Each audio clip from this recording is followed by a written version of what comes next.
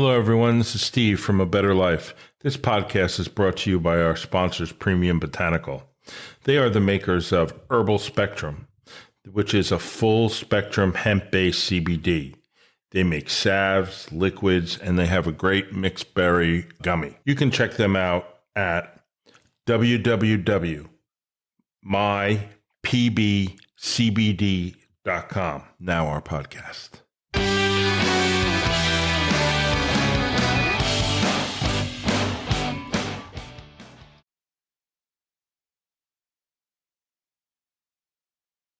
Hello, everyone, and welcome back to A Better Life. I guess I abbreviated everything to GS. This is Steve. Like I said many times, George has been on the leave of absence, for better term, working on a project, and we can't wait to hear about it when it's up and running, which is not too far away, from my understanding. So we got a great reception on our first podcast, and we've gotten a lot of people come to us and say, we want to know more about the assassination things. And Dom is back today and to talk to us again a little bit about, we're going to get deep dive into JFK, and it may be so deep that it covers two episodes. So we're going to go through the assassination pretty methodically, hopefully, and we're going to talk about some of the things we've learned in the more recent times with the new documents, even though they're not all out as of yet, but there has been some new revelations, and one of them is that if Donald Trump wins the election, he plans to appoint RFK to do a commission and able to declassify any documents or anything he finds about the assassinations of his uncle and his father. Right, Tom? Yes, Judge, and thank you so much for having me back on. Oh, it's my pleasure. I'm glad to have you here. I know that this is a very interesting topic. We talk about it at length, many different aspects of it. So we're going to try to start at the beginning. And I think the beginning starts when JFK decides that he's going to have LBJ be his running mate. Yes, it's purported that LBJ stated that 1 in 4 presidents die in office, and he's a betting man. Also, one of his associates, Bobby Baker, made a prediction stating that JFK would not last his first term. Which is pretty interesting. There's also, and I don't know how much truth is it, maybe you know, that somewhere along the line of that day, that infamous day, when Kennedy himself went down to ask LBJ to be vice president without Bobby's knowledge after the convention, not after he'd been selected as the candidate, that he got a visit from some people from the FBI at Hoover's behest. Yes, that's what's written about, that Kennedy's sex life was handed over to LBJ as blackmail. When Bobby found out that JFK had selected LBJ, he went berserk because he knew what type of a person he was, his reputation. And he went to his brother and said, "Yeah, we got to get rid of this guy. We can't use him." But LBJ had already had a discussion with JFK, and he showed him the documents, and that was that. Sealed the deal. And Bobby actually, at least is portrayed, certainly in the LBJ movie, that with Woody Harrelson playing LBJ, that Bobby went down there and tried to talk him out of accepting the vice presidency, and LBJ laughed in his face, obviously. Yes. Yeah, I haven't seen that film, but I could see LBJ doing that. Yeah, and I don't think they make a reference to Hoover's blackmail or whatever it is. Well, that was his standard operating procedure. For any elected official, he would immediately put his agents onto you and find out whatever they could. Back then, if you were gay, that was a big deal. If you were in the closet, if you cheated on your wife, that was a big deal. And his agents would compile a file on you. And then what would happen is you would come in and meet Mr. Hoover, and he would say, "Judge, it's wonderful that you've been elected to this office, and I just want you to know this has come across my desk." And he would slide the file over to you. You'd look at it, and he'd say, "Judge, I want you to know that you have a friend in the Bureau as long as I'm here." And that was his way of blackmailing everybody. Worked for me. I'm sure they have lots of files on me, so I don't have to really worry. So those are two of the players, right? LBJ, JFK.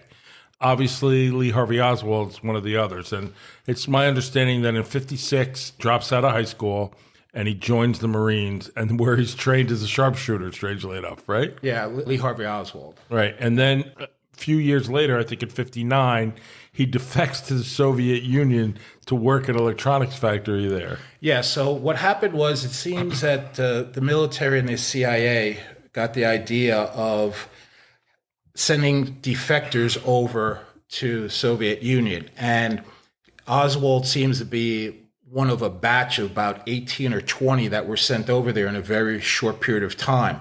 As a matter of fact, the guy who was on line in front of him worked for the CIA as well. The Soviets were on to him immediately. They're like, what's going on here? All of a sudden, everybody wants to defect to us. It didn't make any sense.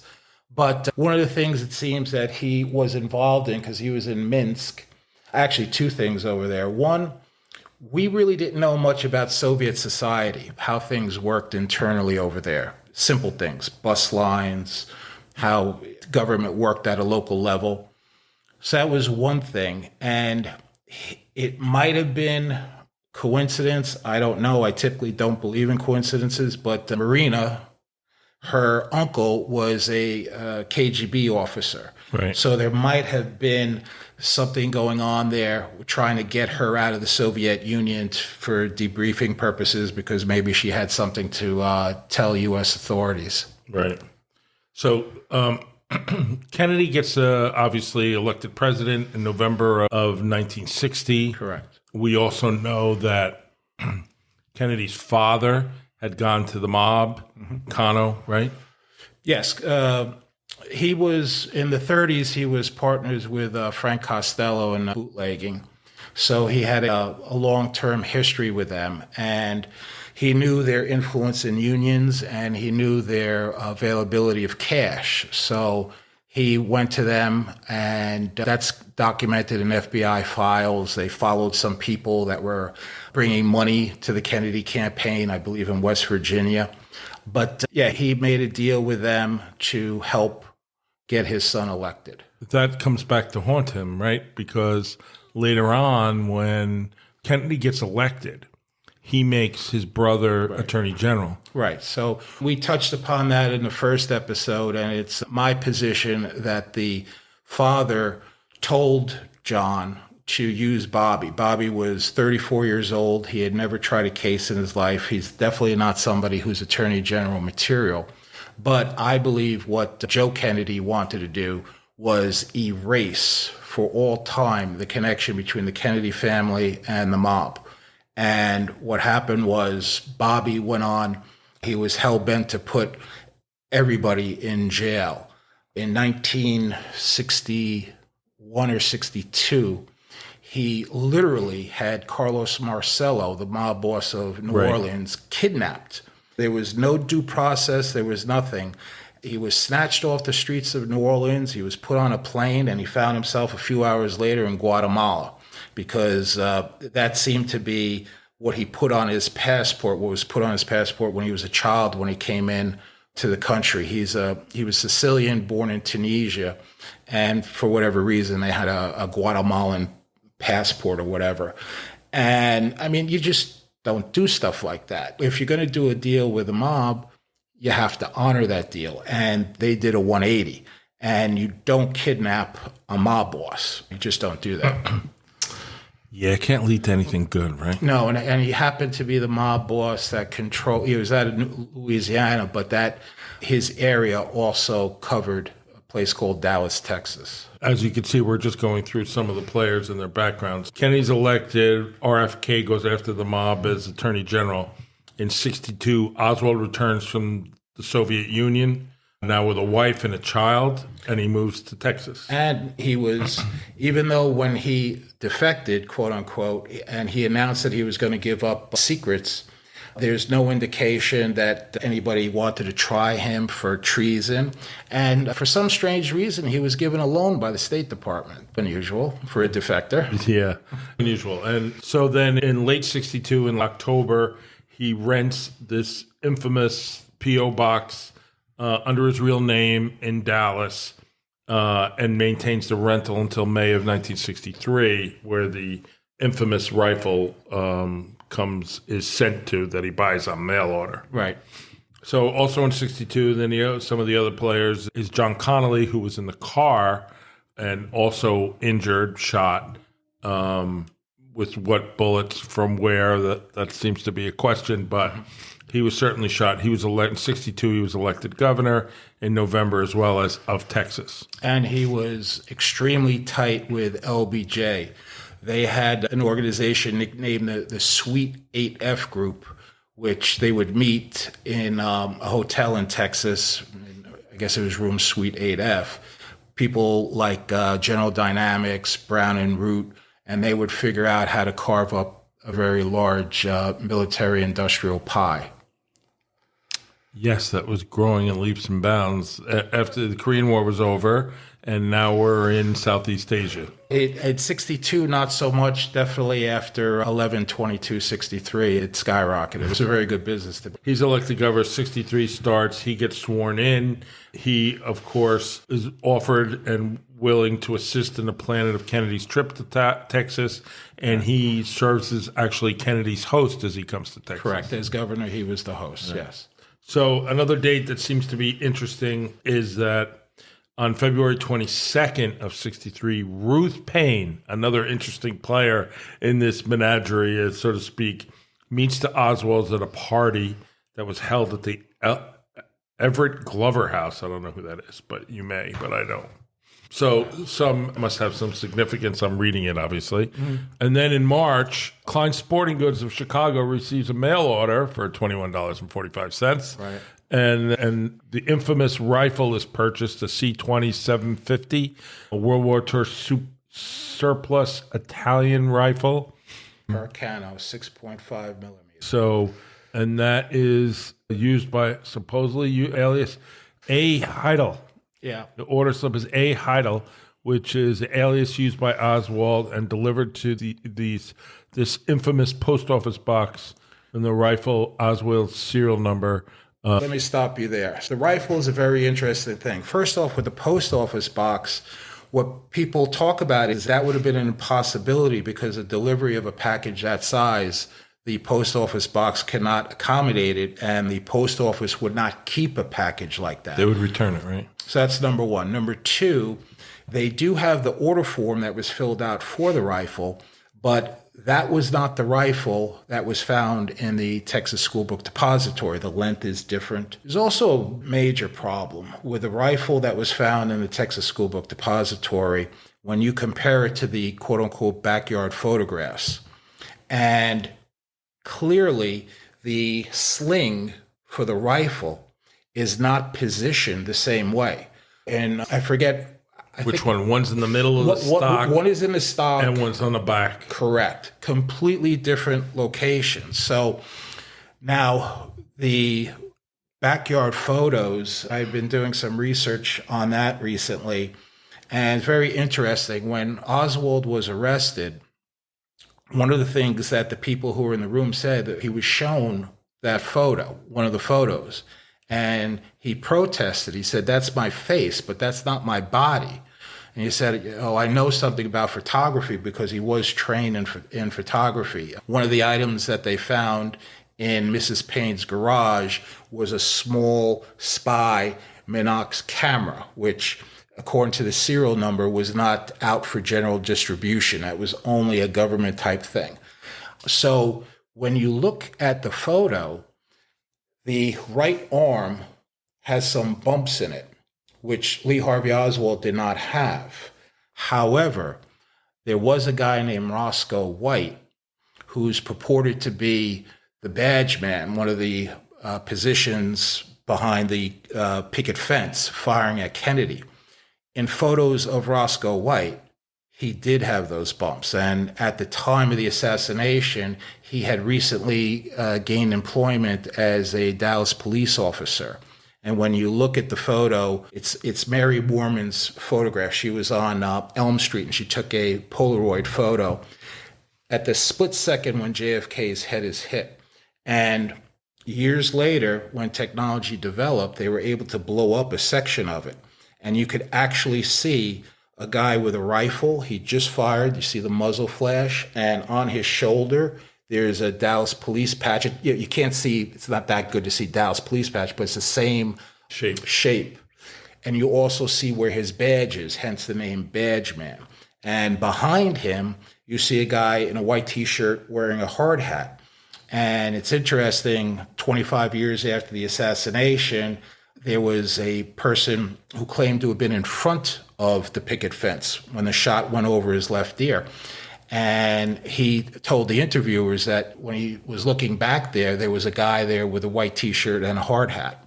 That's the thing about the photograph. I think that there's a high degree of probability that Roscoe White was the person posing with the Mannlicher Carcano, also the pistol, and he had a communist newspaper in his hand. I don't believe that was Oswald. And I do believe that they took Oswald's face and they put it onto the photo. And Oswald denied that was him, right? Yeah, he said, that's my face, but I didn't take this picture. Right. So the gun didn't match. Yeah. Oswald denied it. And the best we could tell, whatever Oswald said, he seemed to be telling the truth. He never really... That's a very good point, Judge. The initial statement coming out, written, it's not a statement, written, what would you call it, evidence sheet, talked about that Oswald was given a paraffin test to his hands and his cheek. So that test for nitrates and gunpowder. Now, it is physically impossible to operate a bolt-action rifle and not get the gases on your cheek. So what happened was Oswald tested negative for nitrates on his face. He tested negative for gunpowder on his face and on his hands, and he only came up positive for nitrates on his hands, but people speculate that the nitrates, he could have picked them up from handling boxes and paper at his job that day. The Dallas police and the local attorney there said that he tested positive. Now, he didn't. The test proved that he didn't fire any gun that day. So he protested his innocence. He said that he was a patsy, which is interesting terminology because that would indicate that you're something and that you feel that you're being blamed for something that you didn't do. Yeah, it was interesting that he used that word and a lot of things, and that they paraded him in front of everybody, and they paraded the gun in front of everybody. And another thing about the rifle is it went to the best fingerprint guy that the FBI had, and he couldn't find anything. So then the rifle then went back to Dallas, and the undertaker said that two people came into his establishment. They had a rifle with them. And when they left, he was preparing the body of Lee Harvey Oswald. The hands were filled with ink. And it took him a long time to clean up his hands. So clearly, when they say that they had a palm print from Lee Harvey Oswald, it was done after the fact. Yeah, after everything. All right. Back to our timeline here. Before we get too ahead of ourselves, supposedly there were two other trips that Kennedy were going to go on where it was possible that there was going to be some assassination attempt. One was right in Miami? Yes, one was in Miami and one was in Chicago. I believe the Miami one was September, October of 63, and the Chicago one was the first week in November of 63. So there were, from my understanding, there was a possible patsy had been set up, at least in one of them, right? In both of them. There was a Hispanic gentleman set up to be the patsy in Miami, and then a guy named Thomas Valley, I believe his name was. Interesting, he had a very common storyline to Oswald. He was an ex-Marine. He trained anti-Castro Cubans. He recently moved to Chicago, and lo and behold, his place of work was going to be on the parade route. Yeah, and there was a Secret Service agent, right, that discovered it, and that was recently... His name was Abraham Bolden. That's right, that's the name. And he was an African-American. Yes, and he was the first African-American agent on protection. You know, he was a part of the president's personal bodyguard. What happened was in I think it was actually Halloween of '63. The Secret Service get notified from an informant named Lee that there's going to be an assassination attempt on President Kennedy while he's in Chicago. And Abraham Bolden was aware of that. That assassination attempt was thwarted when a cleaning lady in a hotel, and this is like that Clint Eastwood movie where he was the Secret Service agent, she goes into the room to clean and she sees rifles and she sees a map of the parade route. And she calls the police, contact the Secret Service. They were following these people. It seems, by all accounts, that they arrested 2 of them. Of course, the arrest records are no longer around, but they did their job and they stopped the assassination. What happened was, after Dallas and the creation of the Warren Committee, Abraham Bolden wanted to go to give evidence as to that directly to the Warren Committee, and that's when he was arrested. And they charged him with counterfeiting. And while he was in prison, they were giving him psychological drugs. They're trying to make him seem as if he was crazy. And he actually was pardoned by President Biden.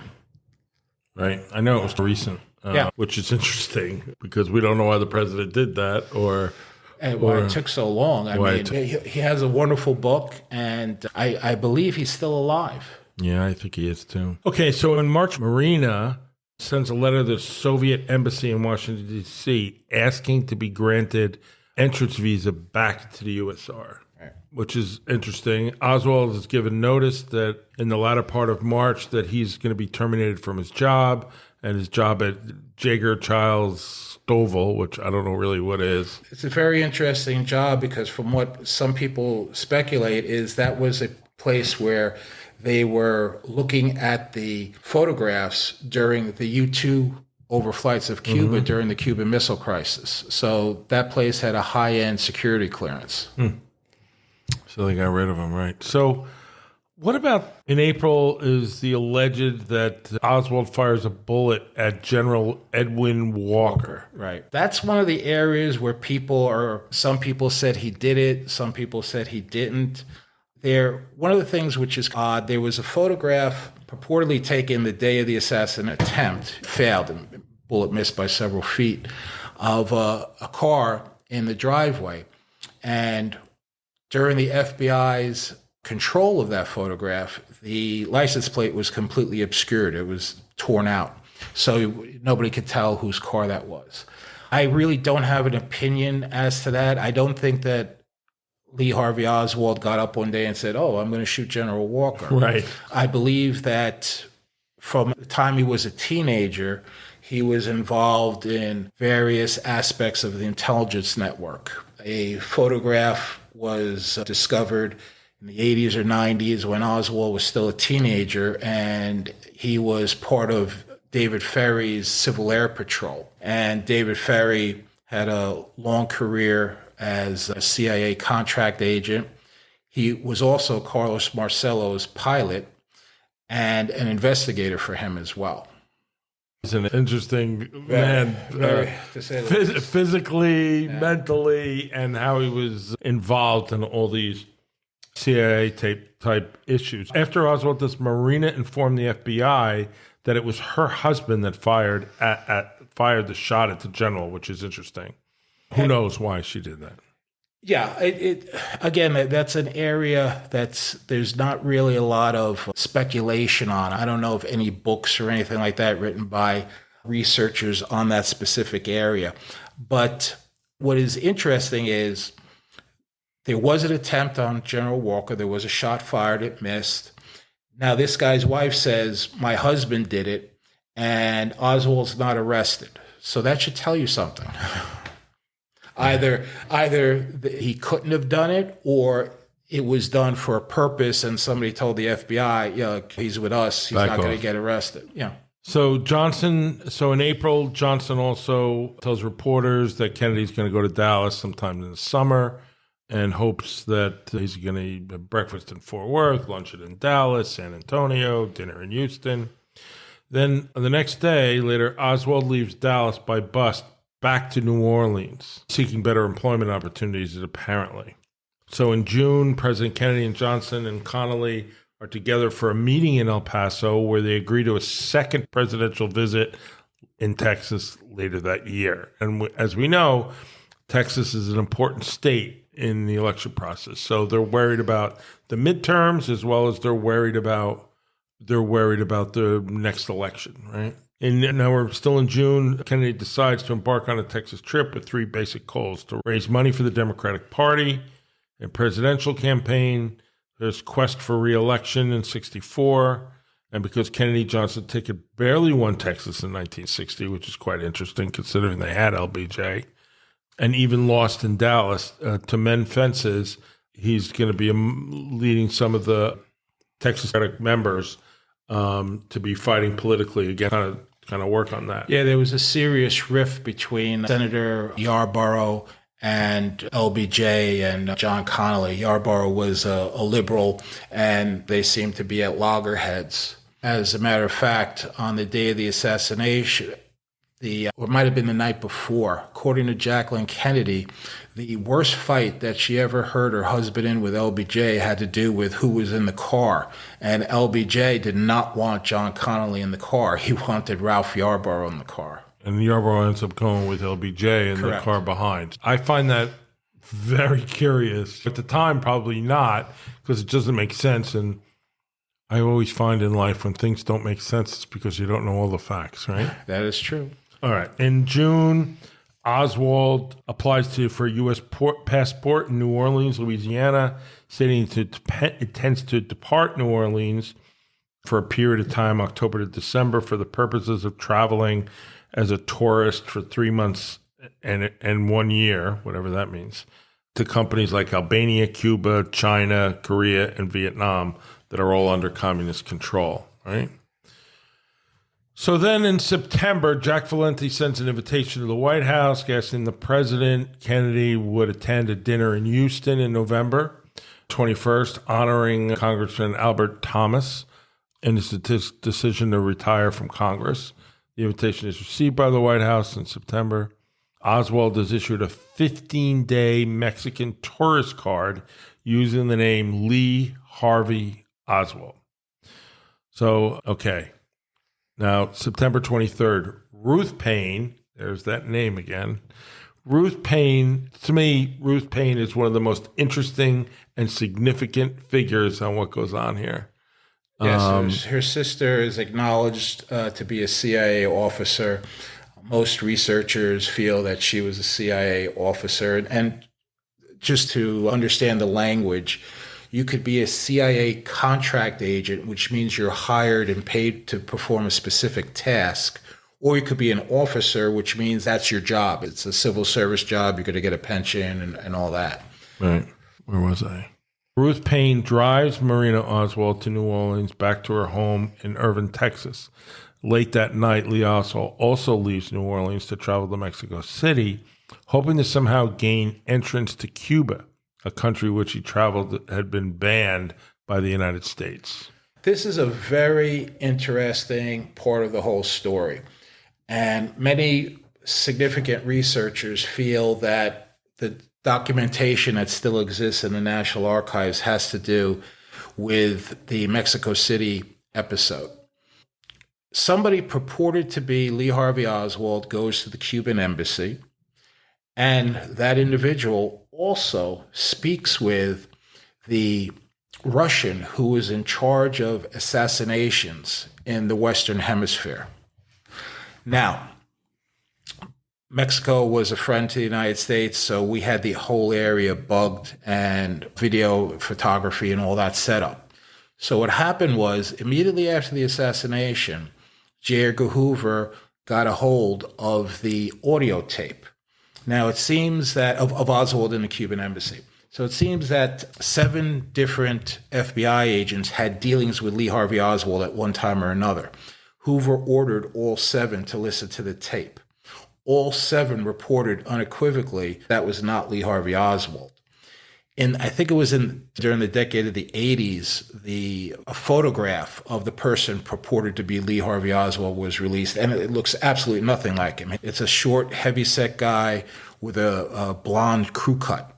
Nothing like Oswald whatsoever. So what it seems is that the people setting up the assassination put somebody there so as to create a direct trail to both Cuba and Russia. And that seems to be the purpose of the whole Mexico City expedition. Right. Because it's interesting because I don't know what time period, but it seems like somewhat prior to this, Oswald was anti-communist. And there's a video and an interview of the local news where he's handing out flyers against Cuba, and now he's trying to get in.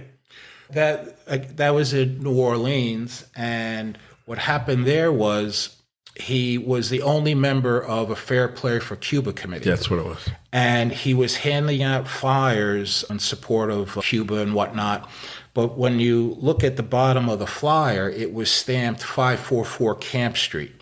Now, in New Orleans, there's two streets that come together, Camp Street and Lafayette, and there's a building there.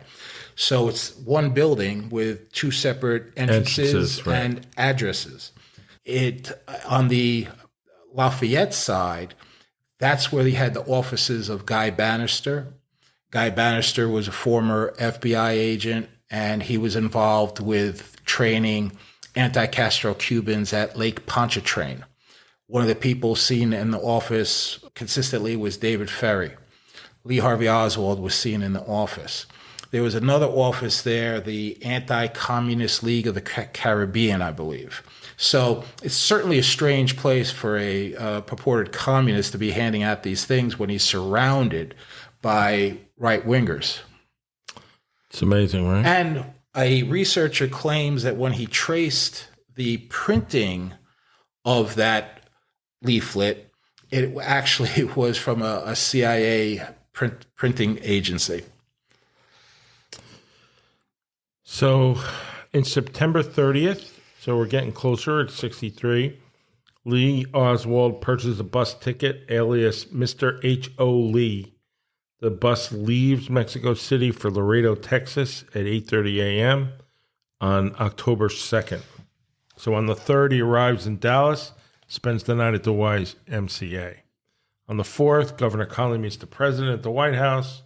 Oswald applies for a job at Paget.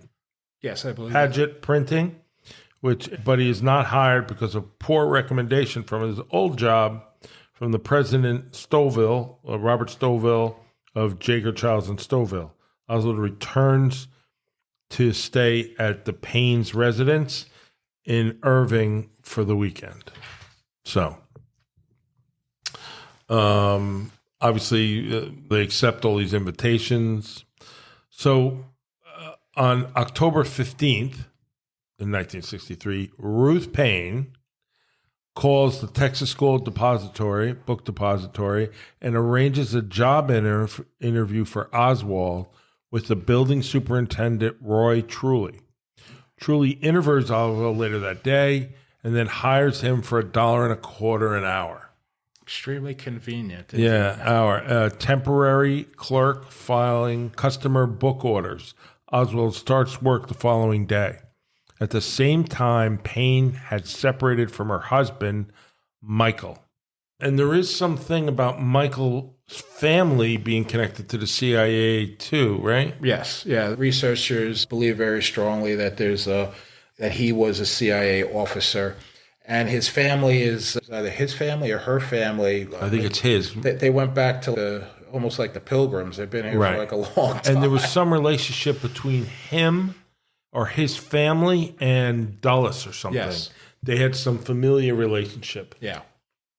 Or family friends 100 years ago. Yeah, I think Dulles was the head of the CIA before he was removed by Kennedy. Yeah, I think Payne's father was friends with Dulles, and they would be together at parties on these lavish estates. Right. Yeah. It's October 24th. They're working through everything about the trip. And on late October, a United States ambassador to the UN, Adlai Stevenson II, delivers a contentious speech on the UN Day. at the Dallas Memorial Auditorium, where he's booed and heckled and spat on. And spat on after he was stuck in his head with a picket sign. Dallas police would later feel a similar demonstrations might occur when Kennedy visited Dallas. 7 people, including Stevenson, warned Kennedy against coming to Dallas, but Kennedy ignored their advice. Somewhere along the line, they decide that Kennedy's visit is going to be November 21st and 22nd.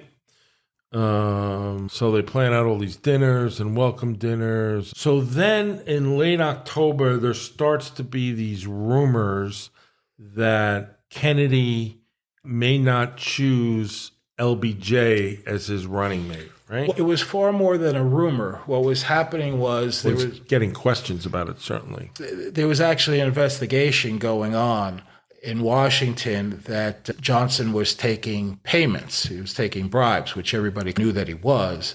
But this time it was in front of a committee.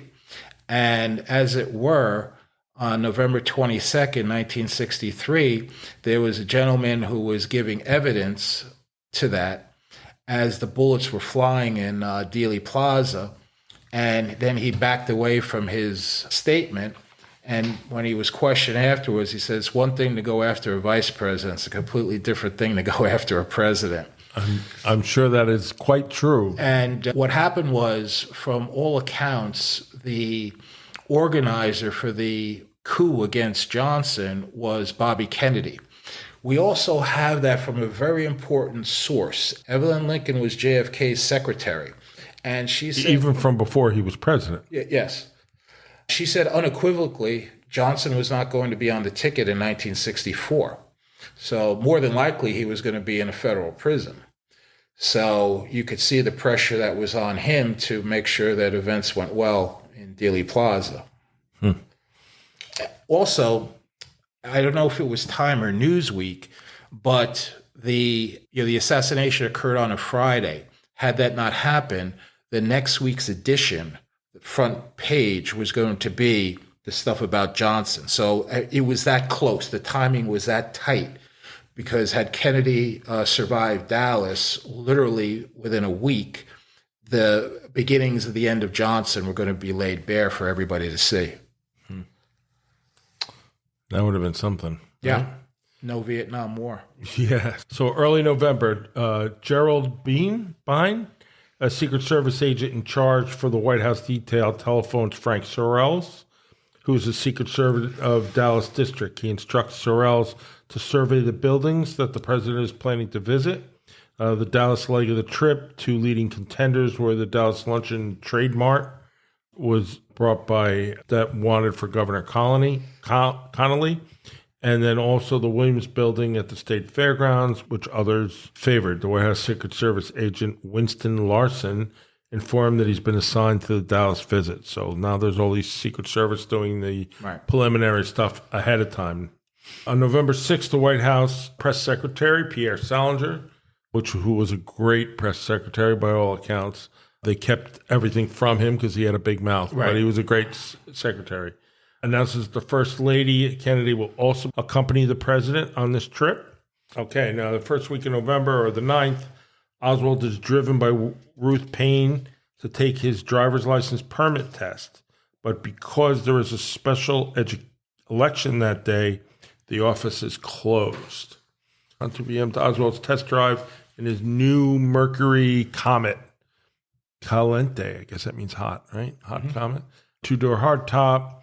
So on the 12th, there's a special advance group that's sent to all these places in Texas. So Connolly and O'Donnell, who is Kennedy's closest friend through everything at Harvard and everything. I think he was the quarterback of the football team, O'Donnell. Kenny O'Donnell. Yeah.